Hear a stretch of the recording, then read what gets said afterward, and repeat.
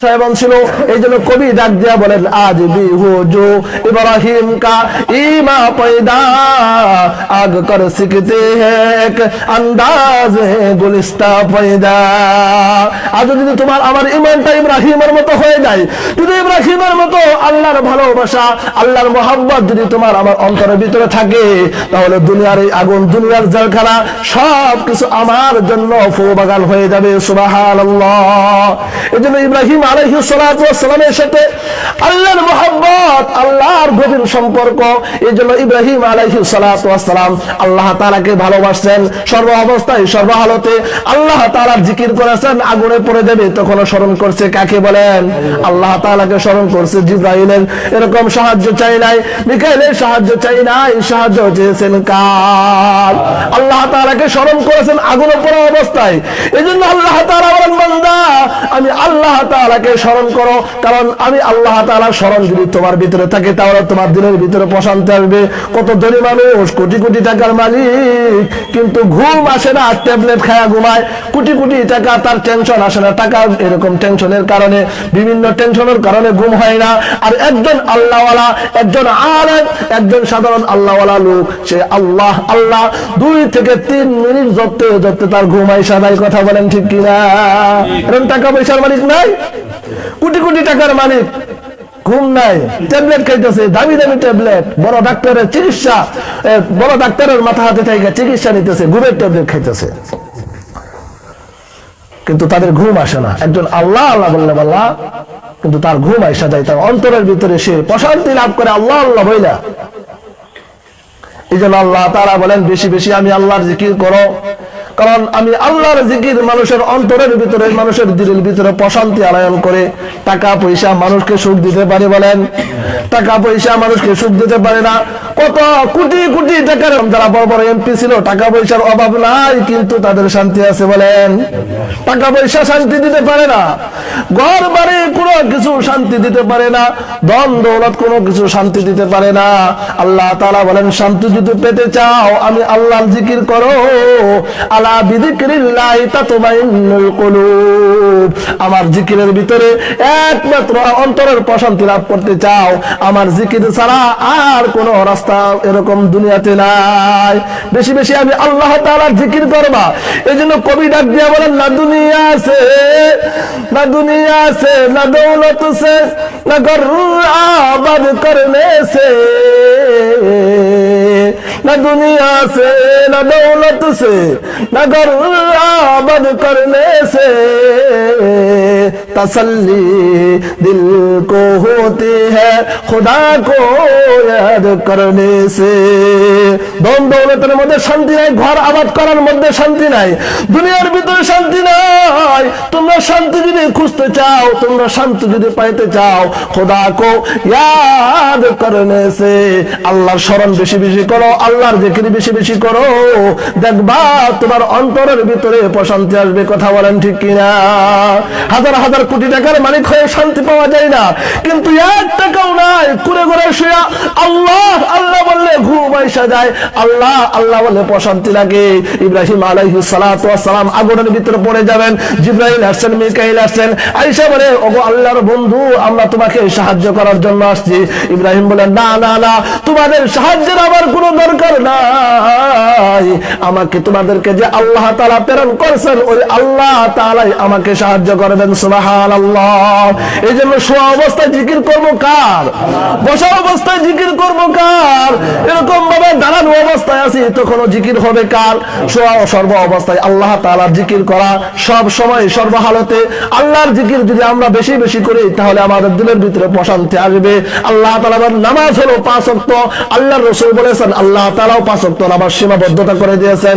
রমজান মাসে ফরজ রোজা, 1 মাস রোজা ফরজ, এর চাইতে ফরজ বেশি রোজা না। এরপর আল্লাহ তাআলা জীবনে একবার হজকে ফরজ করেছেন, একবারের বেশি কিন্তু ফরজ হয় না।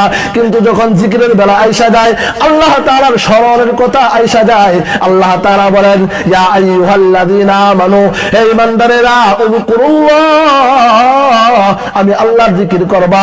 কতটুকু পরিমাণ জিকির করবা? আল্লাহ তাআলা বলেন যিকরান কাসীরা, অধিক পরিমাণে তোমাদের যতটুকু মন চায়, এটার কোনো শেষ নাই, অধিক পরিমাণে আমি আল্লাহ তাআলার জিকির করবা। সুবহানাল্লাহ। এইজন্য জিকির হবে কার? উঠতে বসতে সব সময় সব জায়গায় জিকির হবে কার? আল্লাহ তাআলার জিকির করা, বেশি বেশি জিকির করা। কারণ জিকির আল্লাহ রাসূল সাল্লাল্লাহু আলাইহি ওয়াসাল্লাম সর্ব অবস্থায় আল্লাহ তাআলার জিকির করেছেন।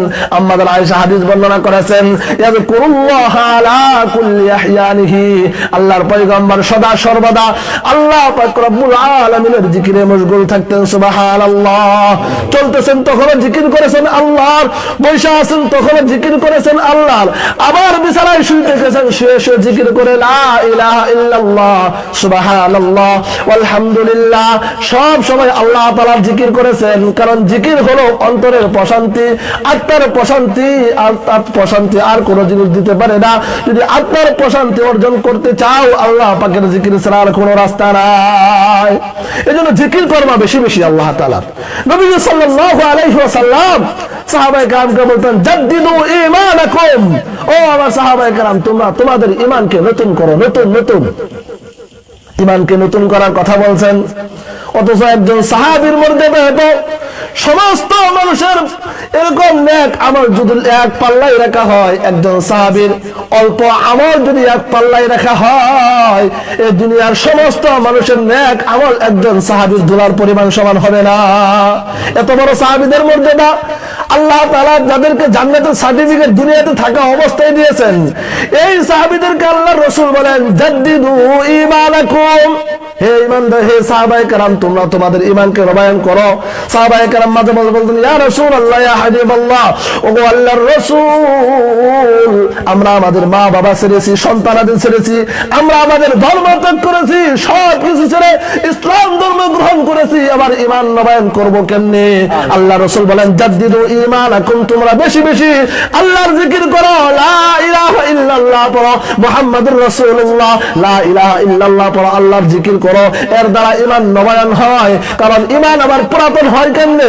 ঈমান আবার এরকম ময়লাযুক্ত হয় কেমনে? কারণ আমরা সমাজের ভিতরে এমন মানুষ আছি সর্ব অবস্থায় গুনাহের ভিতরে লিপ্ত, এমন মানুষ আছি আল্লাহ তাআলার নাফরমানিতে লিপ্ত, এমন কোন মানুষ নাই বলতে পারবে না বুকের ভিতরে হাত দিয়ে আমার কোনো গুনাহ নাই। প্রত্যেকটা মানুষ গুনাহগার, আমিও গুনাহগার, আপনিও গুনাহগার, সমস্ত মানুষ গুনাহগার। আল্লাহ রাসূল সাল্লাল্লাহু আলাইহি ওয়াসাল্লাম ব্যতীত আল্লাহ তাআলার যত পয়গম্বর আছে, সমস্ত পয়গম্বর ব্যতীত এরকম সমস্ত মানুষ গুনাহগার, সমস্ত মানুষের ভুল আছে। এই জন্য আমার ভিতরে নামাজ পড়ার দ্বারা আমার ঈমানের ভিতরে ঘুণ ঢুকে, আমার ঈমানের ভিতরে জঙ্কার ঢুকে, অনুরূপ ভাবে গুনাহ করার দ্বারা আমার ঈমানের ভিতরে জঙ্কার ঢুকে, সুদ খাওয়ার দ্বারা, হারাম খাওয়ার দ্বারা আমার ঈমানের ভিতরে জঙ্কার ঢুকে। এই জন্য আমার ঈমানকে সব সময় নবায়ন করা। আল্লাহ রাসূল সাল্লাল্লাহু আলাইহি ওয়াসাল্লাম বলেন, ও সাহাবায়ে কেরাম, ঈমান আবার পুরাতন হয় কেমনে জানেননি? ঈমান পুরাতন হয় নামাজ না পড়ার কারণে, ঈমানের ভিতরে জং ধরে যায়। এরকম ভাবে সুদ খাওয়ার দ্বারা ঈমানের ভিতরে জং ধরে যায়, হারাম ভক্ষণ করার দ্বারা ঈমানের ভিতরে জং ধরে যায়। এই জন্য তোমরা সর্ব অবস্থায় তোমাদের ঈমানকে নবায়ন করো, জাদ্দিদু ঈমানাকুম, তোমরা তোমাদের ঈমানকে নতুন করো, বেশি বেশি লা ইলাহা ইল্লাল্লাহ জিকির করো। তোমরা যখন বেশি বেশি আল্লাহর স্মরণ করবা, বেশি বেশি যখন লা ইলাহা ইল্লাল্লাহ বলবা, তখন দেখবা তোমাদের ঈমান নতুন হয়ে যাবে। যখন তোমরা এরকম ভাবে ঘুষ থেকে, সুদ থেকে বেঁচে থাকতে পারবা, কারণ আল্লাহর স্মরণ তোমাদেরকে এই সমস্ত খারাপ কাজ থেকে বাঁচায় রাখবে। সুবহানাল্লাহ। এজন্য আল্লাহ তাআলা আল্লাহর রাসূল সাহাবায়ে কেরামকে বলেন, জাদ্দিদু ঈমানাকুম, তোমরা তোমাদের ঈমানকে নতুন করো। কারণ ঈমানের ভিতরে জঙ্কার ধরে কিসের দ্বারা? গুনাহ করার দ্বারা, হারাম খাওয়ার দ্বারা, নামাজ না পড়ার দ্বারা, আল্লাহর নাফরমানি করার দ্বারা ঈমানের ভিতরে জং ধরে কি ধরে না? একটা লোহা যদি দীর্ঘদিন ফালায়াতন আগুনে এইরকম ভাবে, তো এটার ভিতরে যদি পানি পড়ে, এটার ভিতরে জং ধরে না? আর আপনার ঈমানটাকে আপনি যেভাবে ফালায়া রাখেন, এটার ভিতরে কোনো গোসামানজা নাই, নামাজ নাই, রোজা নাই, হজ নাই, যাকাত নাই, এই ঈমানের ভিতরে জং ধরবে কি ধরবে না? বলেন, জং ধরবে না? এজন্য আল্লাহ রাসূল বলেন, লিকুল্লি শাইইন সিকালা ওয়া সিকালাতুল কুলুবি যিকরুল্লাহ। আল্লাহ রাসূল সাল্লাল্লাহু আলাইহি ওয়াসাল্লাম বলেন, প্রত্যেকটা জিনিস পরিষ্কারের জন্য একটা বস্তু আছে। আমরা কাপড় পরিষ্কার করি সাবানের দ্বারা, এরকম আমাদের শরীর পরিষ্কার করি কাপড় সাবানের দ্বারা। এরকম ভাবে থালা বাসন পরিষ্কার করি হুইল দ্বারা, বিম দ্বারা। আল্লাহ রাসূল বলেন প্রত্যেকটা জিনিস পরিষ্কার বস্তু আছে, আর তোমাদের অন্তর পরিষ্কারের বস্তু হলো আল্লাহ তাআলার জিকির।